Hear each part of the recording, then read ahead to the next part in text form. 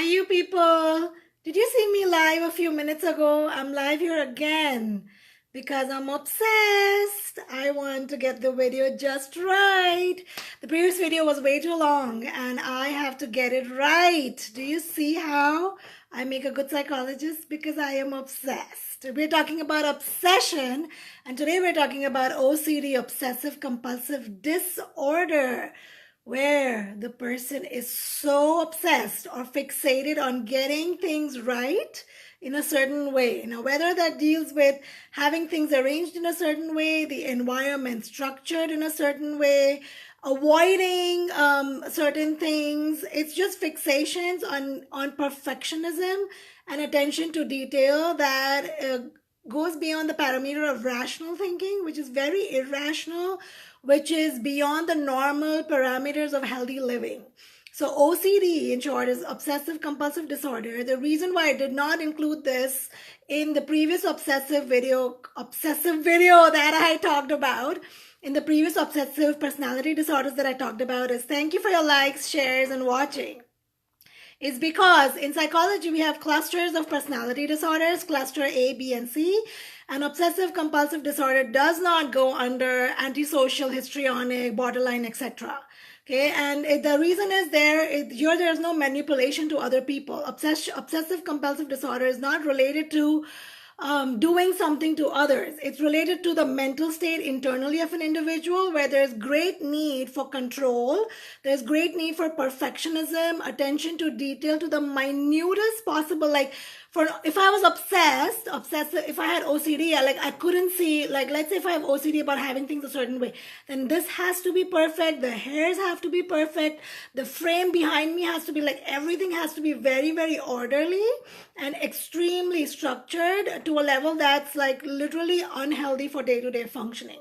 And it can place great amount of stress on family members and people living with those who have OCD. Now, I want you to know that many of us are on a spectrum overall. By spectrum, I mean that many of us have a need for control, have a need for being highly organized and attention to details, etc., or having things in a certain way. But OCD, the D part is very important there. The disorder part comes in when it hampers your day-to-day functioning, where the need for that fixation or perfectionism or attention to detail comes in the way of you living your life in a healthy, normal way. Which means that for a person who has OCD, let's say with structure, things are arranged in a certain way, they would need to have things arranged before they can even think or, eat or do any kind of work, any kind of chore, any activity. That need is so strong that it interferes with healthy living, right? And causes immense amount of stress. Now, to them, it may not seem like there's more stress to family members with OCD in a way, because to that person, they may not recognize the disorder. They may not see that. For them, it's like that's how things should be. That rigidity is so part of them that they're oftentimes unable to see it as a problem. But OCD can benefit a lot. People with OCD can benefit a lot with a little bit with medication, but medication doesn't solve the problem. It's very important for them to get CBT, which is called cognitive behavior therapy, from an experienced therapist, from somebody who's very good at dealing with OCDs, because it requires a lot of rational thinking, getting the client back to, what is the need for so much control? Where is the anxiety? What are the fears related to things there's chaos in their mind, right? So we have to deal with that chaos and calm the mind down and get them to think rationally of, like, the amount of perfectionism you need is unhealthy, etc. So there's a certain way to go about CBT, and you have to look for a therapist who would have CBT.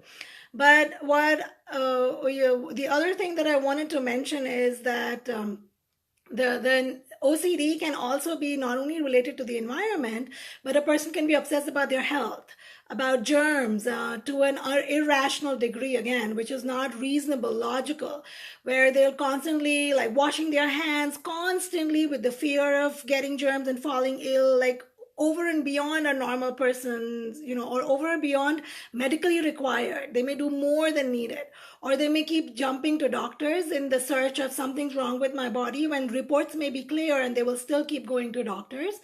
And it can develop through several ways. Through having caregivers who had OCD themselves, being born in an environment where there was so much chaos that the need for organization became very strong, or there's other kind of stresses, or just the personality makeup, a tendency towards OCD, etc. I don't like to go so much into the how it develops, because I like to focus on what can be done about it. Now, I deal with, I don't like the word deal. I work with children with autism and other special needs like ADD, ADHD. Most of them are boys. I work with boys with middle and high school. And all of my students, all of them have had OCD. Very strong in certain way, and not exactly OCD always, but they can have fixations that can be very, very strong, which is very classic of autism also.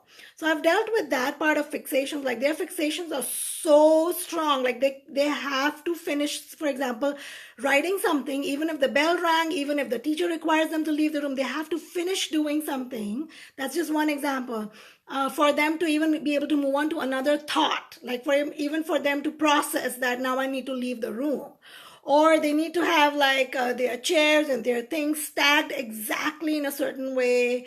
One of my students had so much fixation that we would have to rearrange the classroom only for him so that he could function in that classroom.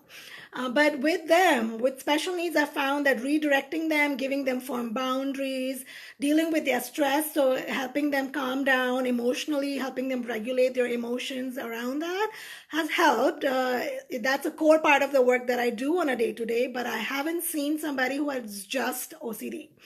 I do work with moms, again, who have major control issues. A lot of us moms, I had major control issues as a person. And that came from because I had anxiety, because I lived in a very, very unsafe. And throughout my childhood, I felt very emotionally unsafe. There's a lot of uncertainty and chaos and not feeling safe at all for years and years. So I would want to constantly have the need for control, for certainty. And I have been able to unlearn a huge chunk of it, but it took me 2.5 years of therapy and then life coaching, hypnotherapy, etc. So according to me, it's workable to a large degree, but of course you need the willingness of the person to deal through that, to manage that, relieve it, alleviate it, etc.